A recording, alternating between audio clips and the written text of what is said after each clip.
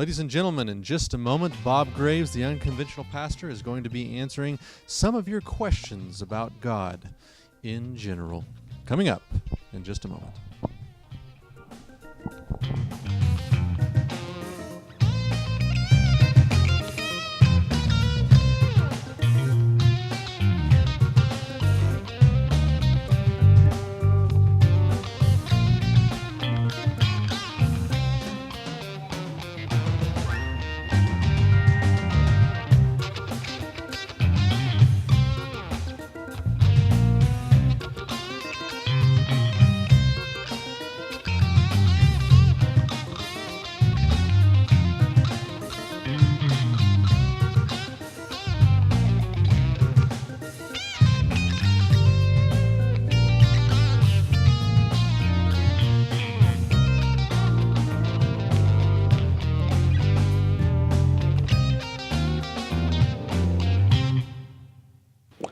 Well, good evening. It's a Wednesday again, and these days come around so quickly, so fast.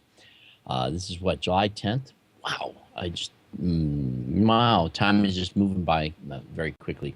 Anyhow, good to be back with you again tonight. My name is Bob Greaves. They call me the Unconventional Pastor, and there's a number of questions that people tend to ask that come up very frequently. In fact, I was looking for what would be common questions, and hard to nail down what some of them would be, but trying to find out what a lot of people might ask about God.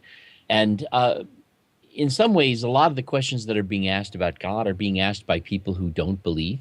But there's a lot of questions that people who believe are often asking about asking God. And I thought that I would just kind of chit-chat tonight about what some of these questions are, and they strike me as really saying something a great deal about us as human beings. And the first question, that is a very major question. It comes up a lot. It's not just a popular argument, as it were, but it's closely related to the alleged problem of evil. And of course, if you know anything about me, you know that I don't really take the problem of evil seriously myself. I don't see it as the kind of problem a lot of people see it as. First of all, the problem of evil is usually a question that is asked by people who don't even believe in God. And I don't think that they really address the problem of evil themselves. The so-called problem of evil wants to know why there's so much evil in the world if there's an all-loving, all-powerful God who cares about us, and that if he's all present, all caring, all powerful, then what's up with all this evil? But the odd thing about that question, many times that I would that I find disingenuous about it, is that I think that the question itself provides some of the answers that become obvious once you take a look at the question from the standpoint of which it's being asked, and is related to one of the questions: why is there so much suffering and evil in the world? Why is the world so full of evil and suffering? Is the question. And so that's a question that's very close to that so-called problem of evil. So let me just kind of talk a little bit more about that problem of evil a little bit. First of all, I find it kind of disingenuous that people who don't believe in God would consider the problem of evil to be a serious question about the existence of God, mainly because if they feel that this is a strong argument, there's no way that they can make it a strong argument unless they're also willing to admit to something else. If there is no God, let's just, for the sake of argument, assume there is no God, then the only answer to why there is so much evil in the world is because we're doing it. And if we're the ones doing it, it seems to me the answer to it is obvious. We need to stop doing it. Now, there's a sense in which the people who bring that question may think they score something, but they don't realize that so they're making a very strong commentary about how it is we think of ourselves, about what it is we think of what we're doing.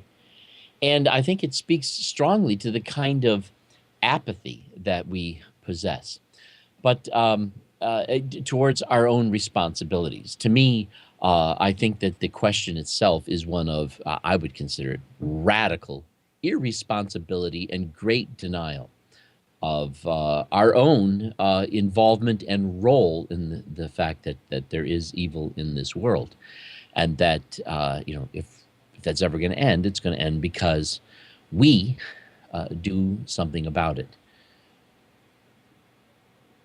I really think that the nature of whatever it is you want to think of as evil, whatever it is, that evil has to come to a point where itself, those people who are motivated to do evil, become motivated to do otherwise.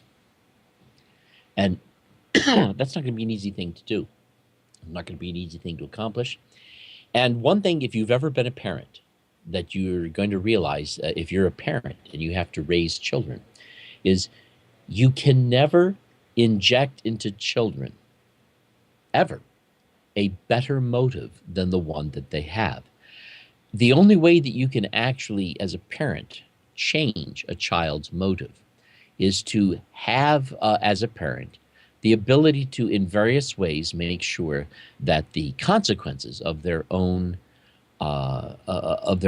choices fall back upon them, so that they can see that the way it falls back upon them is the result of their own choices, and so that they don't suffer the consequences of their own choices, they begin to reconsider how it is they approach the choices they make.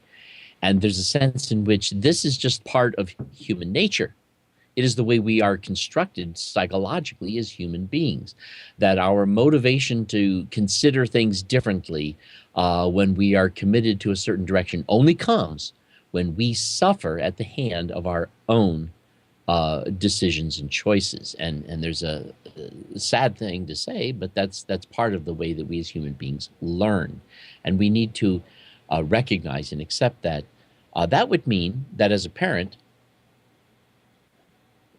one of the things that I need to do for the benefit of my children is that whenever they're beginning to suffer as a result of some of their own bad choices, I need to let them suffer as the result of some of their bad choices.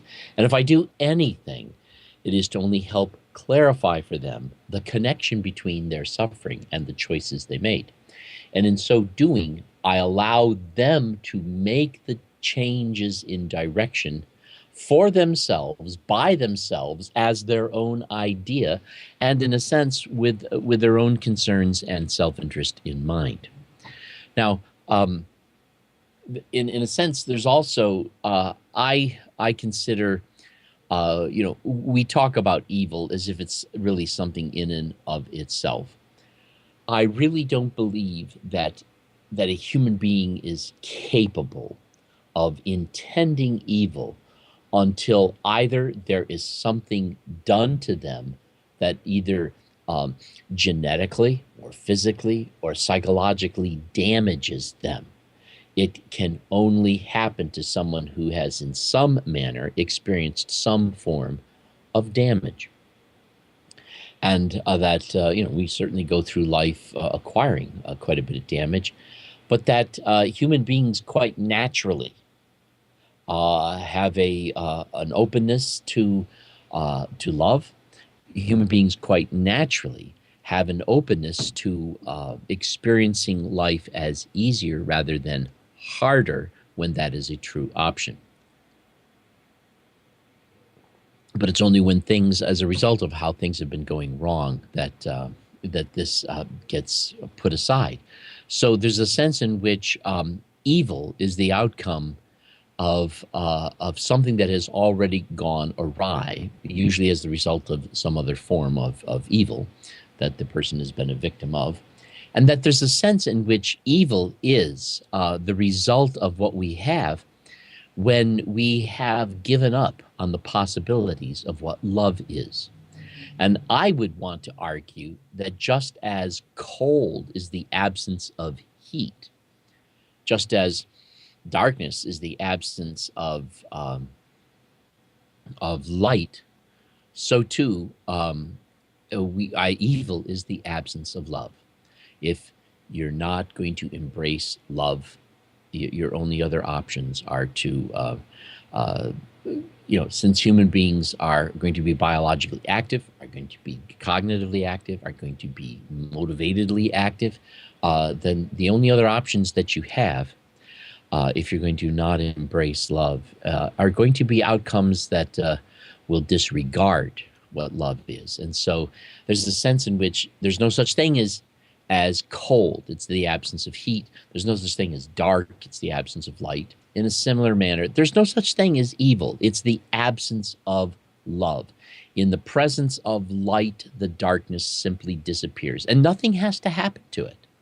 In the presence of heat, the cold goes away, and nothing needs to happen to it. The heat is sufficient entirely on its own. And the same thing is true with love. Where people genuinely and honestly love, the evil simply disappears. And nothing has to happen to it. Nothing has to be done to it, because it in and of itself isn't anything. It doesn't exist. There is no problem of evil because there is no evil. Now, there's we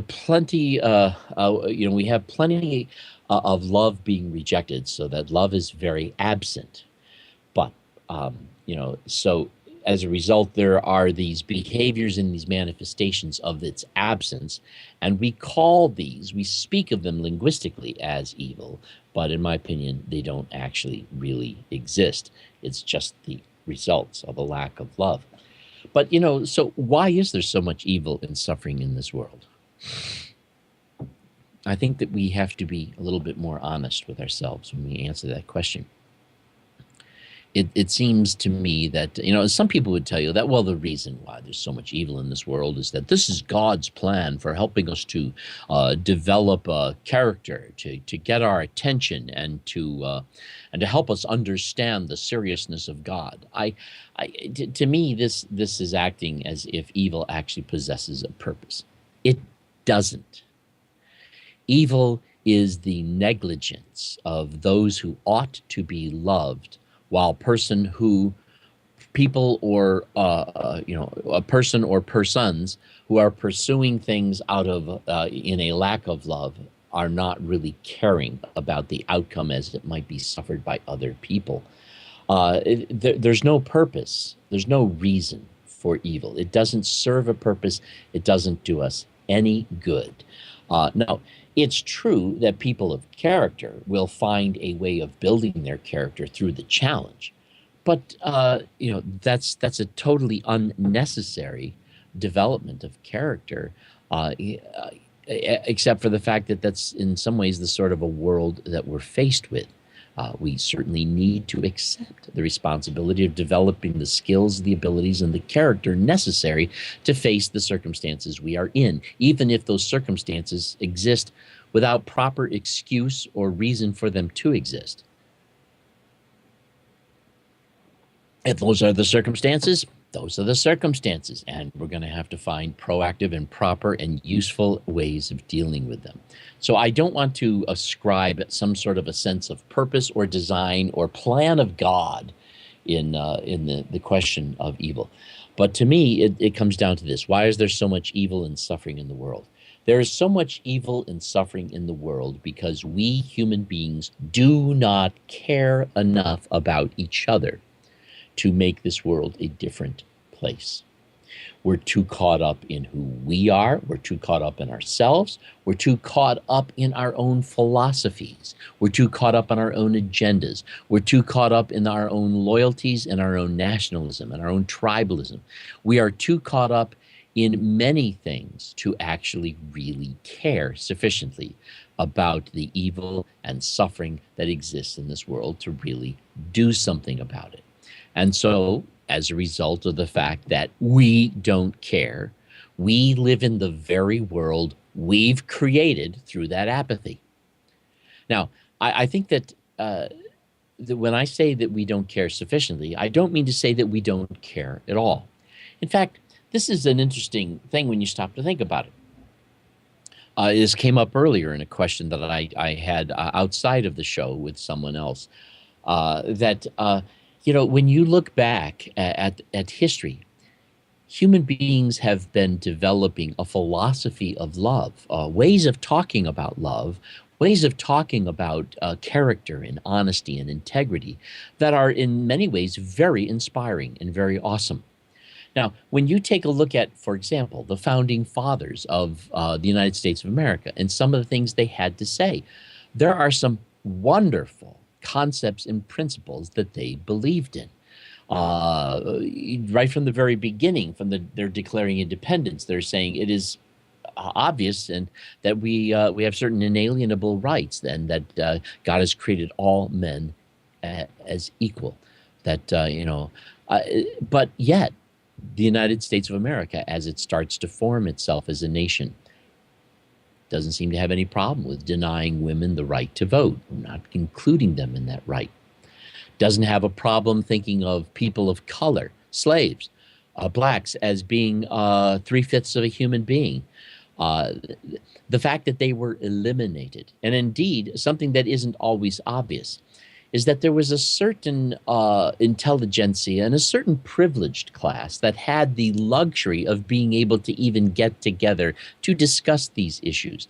Not everyone who lived in America had the kind of wealth that gave them the kind of privilege to get involved in these discussions. They were too busy working on the farm every day, making sure that the crops were growing, making sure that they had the food gathered for the winter, and various other things. And consequently, the ability to get involved even in political issues and questions, whether one was running for office or actually championing someone else running for office, was in some ways a luxury. And these people who are declaring that all men are created equal are also living in a cultural scenario where not everybody really has this sort of access, and they're not intending to extend that access to everyone. So there's a sense in which, although they were coming upon some of these profound truths, and they are profound truths, they themselves failed to understand the extent and the length to which these truths could have taken them, and they didn't go there. And I don't say this to condemn them. What I'm saying is that when you take a look at real human history, and you look at some of the wonderful and profound things that have been said, understood, discovered, and created philosophically, you will find that in every generation, they failed to live up to these ideals in ways that they themselves had no clue that they were failing to live up to them. That there's a sense in which the human race is coming out of a nightmare, and it doesn't even realize how asleep it has been. Every generation seems to discover ways in which the generation before it was obviously hypocritical. And each generation grows up becoming unaware of how they too, in other ways, are also hypocritical. So that mankind seems to have this real serious problem of merely only wanting to care enough sufficiently about evil as to take care of those things until their own conscience doesn't bother them anymore, but not sufficiently as to really pursue and search out the actual question. That's a serious problem. And as a result, we are slowly, generation by generation, discovering more and more and more about what it means to truly apply the concepts and philosophy of love that we are learning, but none of us ever really master it to the degree that this world truly, really needs of us. We are not willing to define the problem well enough for us to arrive at a point where we rise to the occasion to the level required. That is our problem. That is our fault. That is our failing, and we must own it as ours. God has nothing to do with it, and there's nothing he really could or should do about it. If this is the evil we put up with, this is the evil we evidently need until we learn to not put up with it.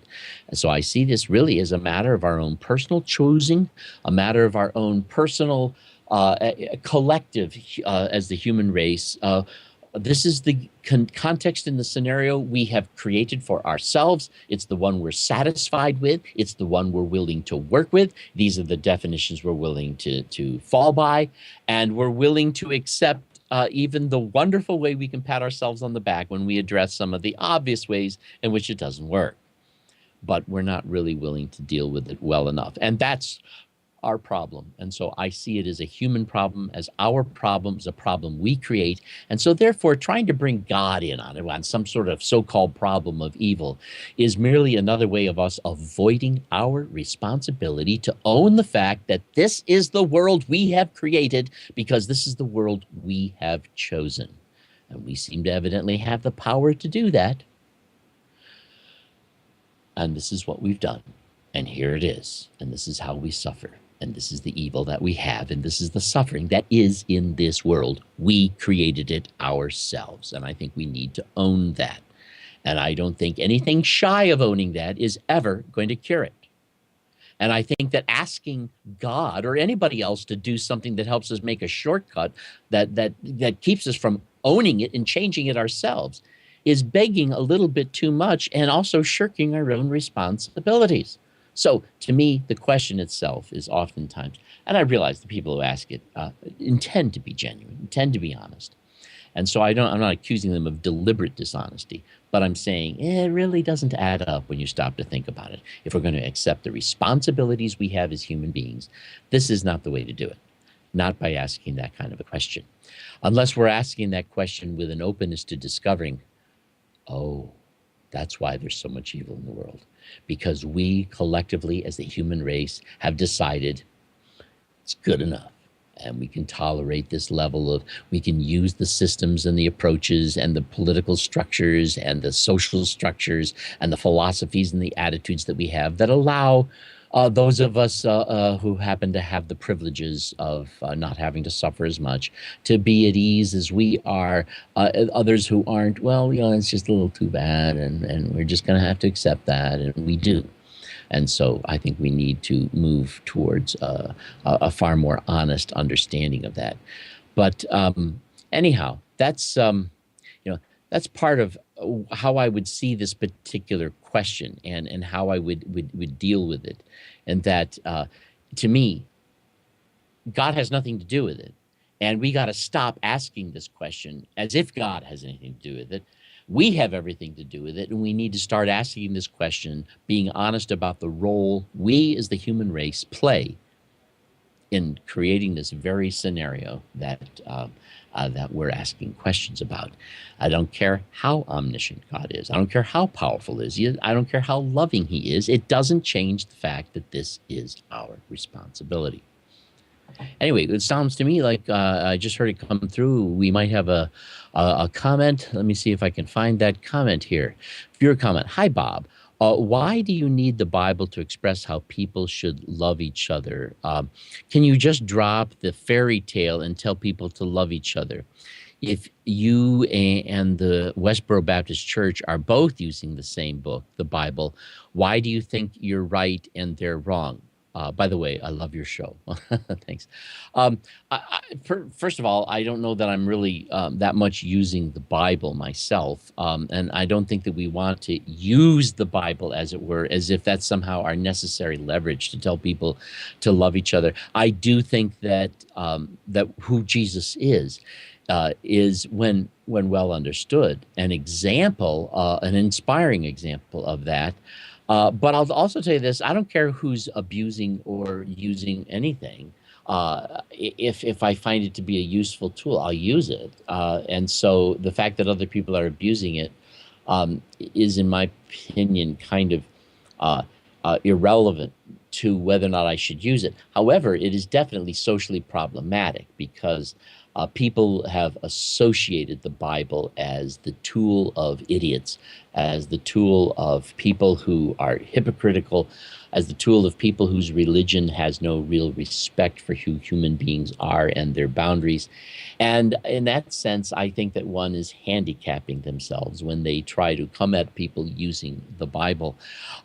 If anything, I'm more interested in rescuing the Bible from these obtuse fundamentalists, but I certainly wouldn't want to depend upon it. When it comes to the question of love, it seems to me that love is something that is founded, to be honest with you, uh, in an understanding that we have of ourselves, of our nature, of our need. It comes from being honest with who we really are, how we really are affected by the positiveness of our regard, and how terribly we are affected by the negativity of being disregarded and neglected and abused, and that therefore love is a wisdom that suggests itself based on our very nature as human beings. And I don't see where the Bible plays any significant role in establishing that or requiring it. I think that love is something which is an excellent idea based solely upon the excellency of what it is, based on who we are as human beings, period. And so I don't think I'd want to use the Bible as some sort of authoritative aspect in that. I would rather use some of its examples. And by the way, I don't think that the way the Bible presents God is always presenting God as a loving God. I think the Old Testament is just full of numerous examples that show us that God, as they believed in him, was, as Richard Dawkins described, not a very nice guy. And certainly nothing that could ever have any right to call himself a God of love. So I would hope that people who would make use of the Bible would find the biblical text, an important piece of literature that has come to us through antiquity, and is full of ways of both talking about what love is, as well as talking about looking at ancient man and using the Bible as clearly pointing out how miserable what miserable failures they were in dealing with it. And I think it's an excellent example of that too. And to me, that's okay. I can live with the fact that the cult of Yahweh, as revealed in the Old Testament, shows me some of human beings' religion at its worst. And so there you go. And I think that it stands there not as something for me to justify or say, and this is something authoritative or the word of God or something we need to justify. No, I need something we need to condemn. And there it is. We can see it. We can read it. We can deal with it, and we can condemn it. So I certainly, I don't regard the Bible as possessing the same kind of quality and character as those at Westboro Baptist Church would. I don't. If I use it, I'm definitely using it coming from a very different paradigm of what it is I understand it to be. You're saying, though, there's other questions here. Why do you think you're right and they're wrong? I don't think I'm right. I don't think I need to think I'm right. I don't think I even need to be right. I think I just need to be able to express myself. I think other people need to be able to express themselves. And somehow through the collective discussion that we have, we can, in our honesty together, start looking at things we've been avoiding and come to see them clearer. And I think that what we can do is not be right. I think what we can do is be better off than we were before. And that's good enough. And I don't think we're going to accomplish anything more than that. And we can't accomplish that without being an open discussion. So I really don't think I'm right. I think I'm merely addressing issues that represent some of the problems we need to look at. And no doubt I am a part of that long line of people who, although discussing things that are wonderful and marvelous, will find that when people look back at my history, they may find many ways in which I too have miserably failed to appreciate the deep extent to which these ideas should have taken in even my own life. And so I would not want to argue that I'm right and everybody else is wrong. I would want to say that these issues are vital. that these issues have importance, that we need to discuss them and we need to look at them. We can't stand still. We need to move forward with them. And in some ways, I'm actually here trying to say that I do see human history as coming out of a nightmare. And we are moving in a positive trajectory. We are getting more honest with these issues generation by generation. We tend to oversimplify it. We tend to get settled in every generation, but each generation finds it has to move this a little bit farther forward. And each generation has to struggle with its own foolishness and its own irresponsibility. But in the end, we're gathering far more data that we can be honest about to really take a look at our own behavior. And I think that even more recently, because we are now far more of a self-documenting culture, we now more than ever have the ability to really assess our behavior. Whereas in times past, people weren't necessarily so busy about documenting everything so that people later could look back at it and even look at it with honesty. Not that everything that we document lacks bias. It doesn't. But there's so much more of it and so many more people doing it from so many different standpoints and so many different points of view that I think that collectively it does offer us a far better opportunity to be honest with our past and to therefore look at the trajectory we're in and moving forward. Great comment. Couple more questions. Feel free to skip these if I'm derailing your show. It's very rare that a question could actually derail the show because I'm here to answer your questions, to be honest with you. Thanks, Bob. Let's see. Feel free to skip these. Do you care if your belief system is true? Could anybody show you enough evidence where you would then self-identify as an atheist? In which ways do you identify strictly as a Christian? Excellent question. I do identify as an agnostic. Not that I focus on that a lot, but I recognize that although, let's put it this way. I don't know why, and I can't explain it fully well, and I don't feel any need to. I just need to be honest about the fact that this is my experience. Since I was a child, I've always had this sense of God's presence, of his being there. That is a perception that has persisted with me. Is this perception a real one? Intellectually, I have no idea. I have no way of knowing. And as I've thought about the question, I've actually come to the end of it where I've realized I can't prove that it is. I can't prove that it isn't. I'm stuck on that one. And I find that as much as I would like to push that in one direction or another, I can't. I've tried. And so it leaves me being agnostic at a point where I don't know what to make of it. However, when it comes to the question, and that is even true in light of the fact that when I look at the way that some people have related to the question of God in a manner that I fully reject the way they relate to the question, the way that they depend upon God as a substitute for their own responsibility and things like that. Although I've rejected a lot of the religious attitudes towards God, I find that I don't want to confuse the sense of the presence of God with the way we think about who God might be. Those are two different complete things. And so I don't know what to make of it. And it leaves me more actually agnostic. So therefore, I don't see my system as true. I see my system as workable. I see it as that I see all theology, including mine, as entirely man-made. This is the sense I am trying to make of these issues.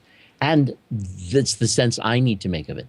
I wouldn't want anybody to take the same sense I make of it and adopt that as their own. I don't think that's a good thing for them to do. They need to take the sense of it that they bring to it, and they need to be honest about it and thorough with it. And I would think that a lot of people would probably, if they did that, probably become as agnostic as I am. And some of them would become agnostic atheists, no doubt. Some of them would become, personally, I don't believe in a God who somehow requires that we come to the conclusion, there is a God. I don't see that. He has not developed a universe or a world wherein that seems to be such an obvious truth that it requires some of our submission to it. It is merely a thing which by faith I have committed myself towards. It is a way that I have lived my life. It is the way I make sense of that presence. It has been a significant thing in my life, but it is not the sort of thing that is good enough for anybody but me. And it's only good for me in the way that I've made it good for me. And so I can merely share it as something that if it helps you, great. If it doesn't, you don't need it. That kind of thing. Could anybody show you enough evidence where you would then self-identify as an atheist? I doubt it. And the reason I doubt it is not just because I don't think anyone could make me an atheist. I don't think that they could make me a certain Gnostic theist either. I don't think anybody could ever show me any evidence that would make me go, aha, I knew it. There really is a God. I don't think they can show me that evidence. I don't believe that evidence exists. In fact, I don't have time on this show to go through it, but I believe from a mathematical, geometric, and concept of the nature of physics that proof for God or proof for not God is something that is absolutely inaccessible to those of us from the standpoint of the dimension in which we live in and the way our lives are experienced. We do not live at a standpoint where that sort of information is even accessible to us. And so therefore, it's an interesting question. But the answers to that question do exist, but not in any manner we actually have a grasp of. So I don't think anybody could ever show me any evidence that would ever resolve that question. And I've resolved it by my faith. There either is or there isn't a God.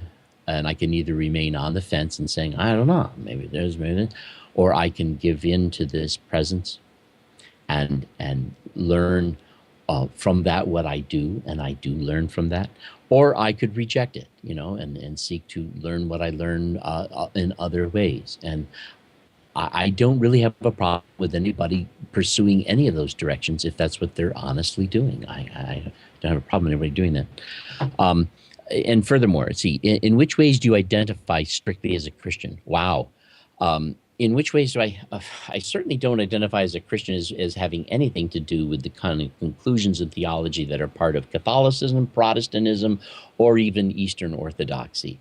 These strike me as movements of theology that are deeply corrupted and part of really institutional subcultures that are really more power hungry and manipulative and have taken advantage of this structure called Christian theology as a way of they're on a power trip. And so I certainly don't identify as a Christian in that sense. I used to identify as a Christian in the sense that I was a believer in Jesus Christ, that I believed he was the Christ, the Son of the living God. But I find that the word Christianity and the word Christian are so problematic for me that I actually have recently decided I need to just really identify as a Jesuist, only because that term is extremely broad. It describes a wide variety of people. It would describe people who aren't anything like me, but it would also describe me as a person who sees the person Jesus as somebody of significance, of someone who is somehow playing a key role and a role that I admire and that I look at. And in that sense, I guess I could call myself a Christian, but I call myself a Jesuist. So I'm not really that keen on identifying myself as a Christian in the sense that that word has historically represented itself. So I'm uncomfortable with that. I think that history is filled with a great deal of abuse of mankind. So it's not a comfortable word to me.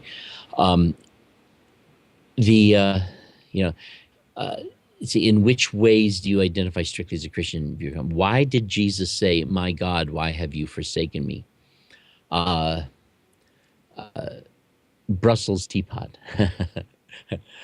Why did Jesus say, "My God, why have you forsaken me"? Well, to begin with,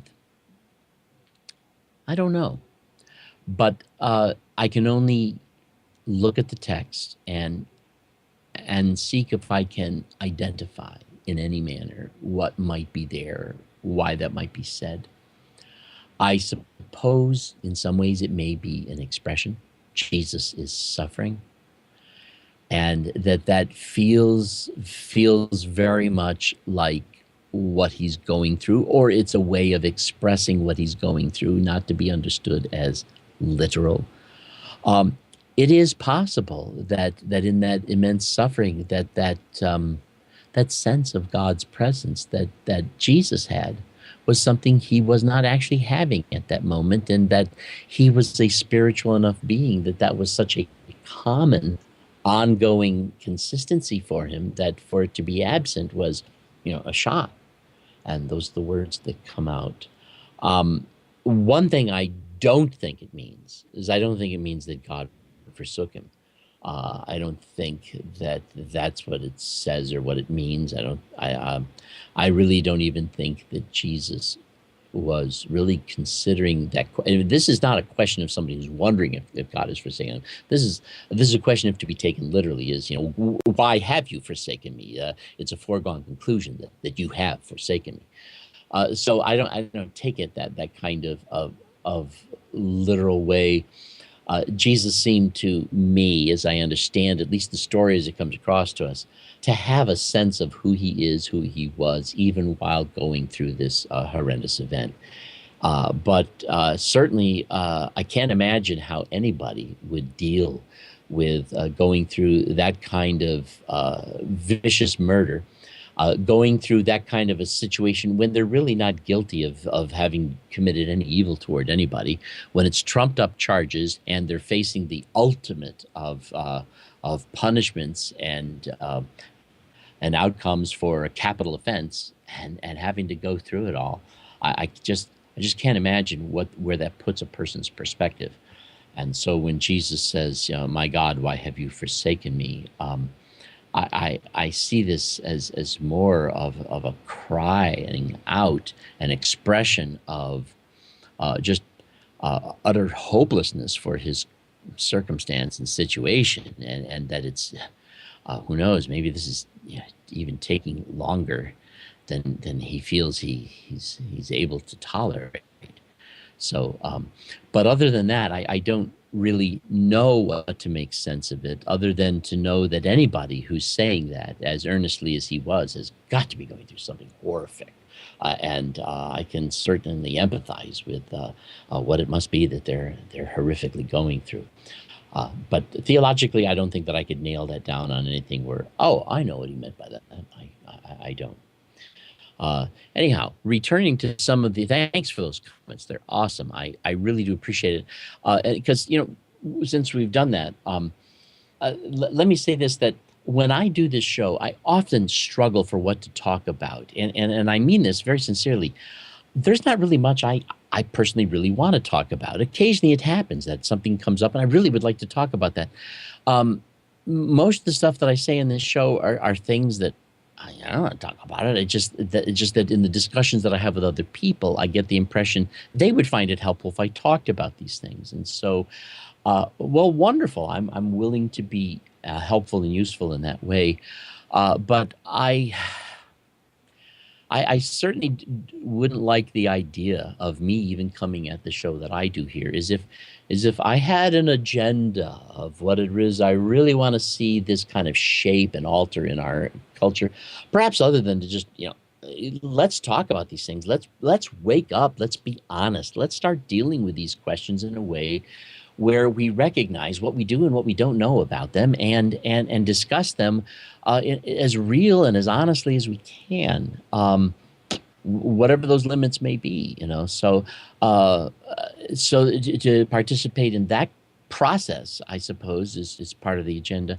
So when you give me your comments and your questions, these are the things that help me to decide on what it is I could talk about that might be found useful to people based on the kinds of comments and questions that tend to come my way.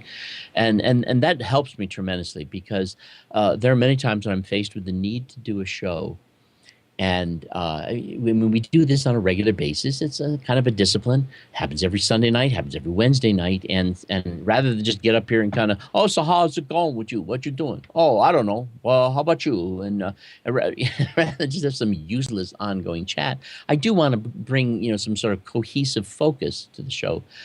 Many times I'm left to guess at things that I think might be of use and value to others, and you know for my own life, I'm satisfied with my own spirituality. I'm satisfied with my own sense of my own commitment to God, and I'm not really worried about it, and I'm not worried about others in a sense about that. And so I don't really have a sense of burden as to what it is I ought to be talking about. So when you give me these comments, it's very, very helpful. So I want to invite you to send me more comments, even when I'm not on the air. You have questions, Facebook message me, things like that.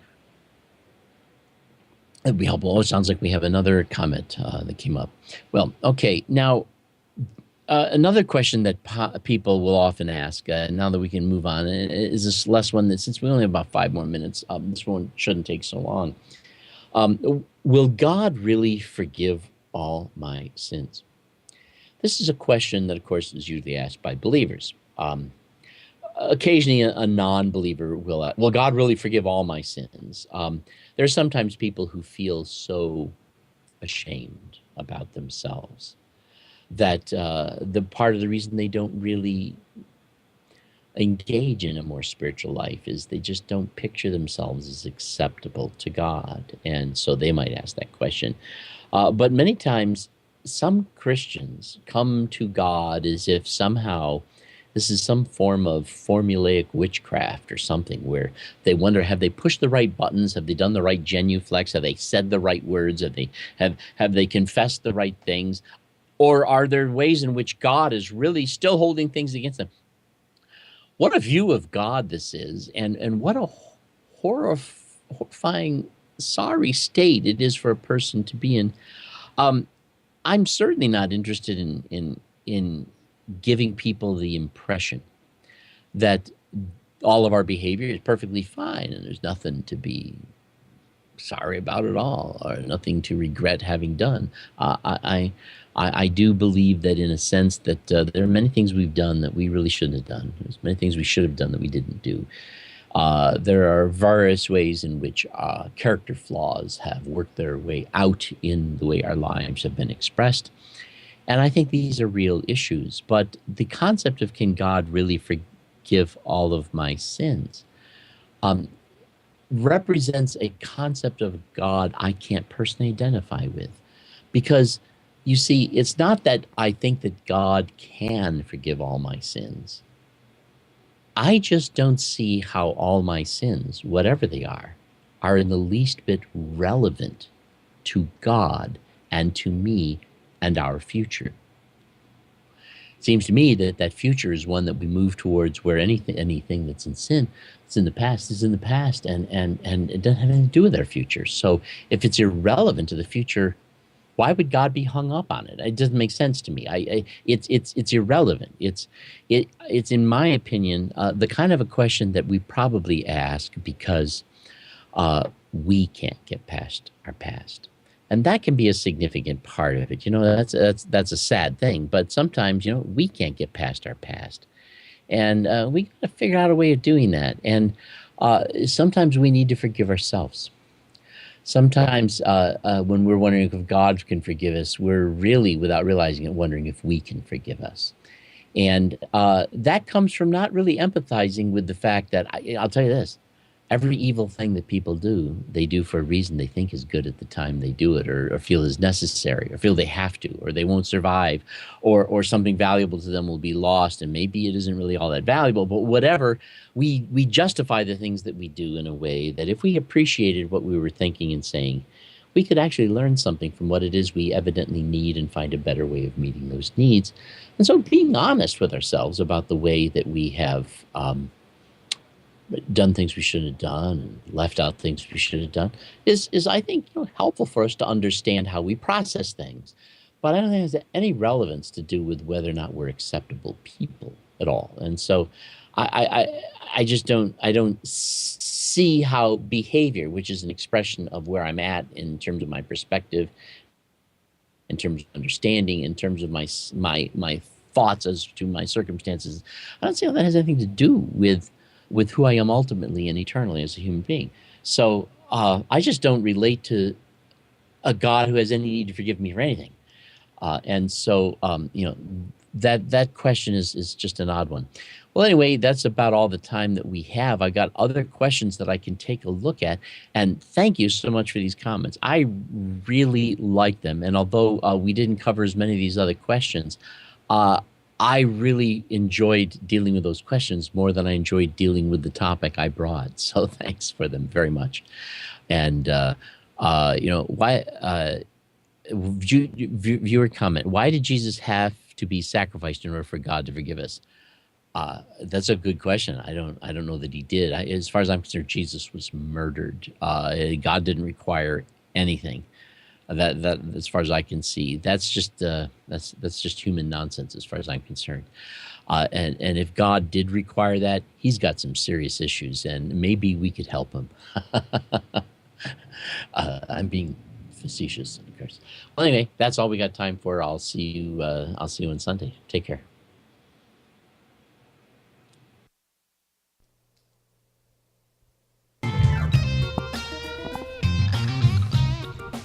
Ladies and gentlemen, stay tuned. In just a moment, Dr. Michael W. Jones will be on the stage for The Place this Wednesday. In just a few minutes.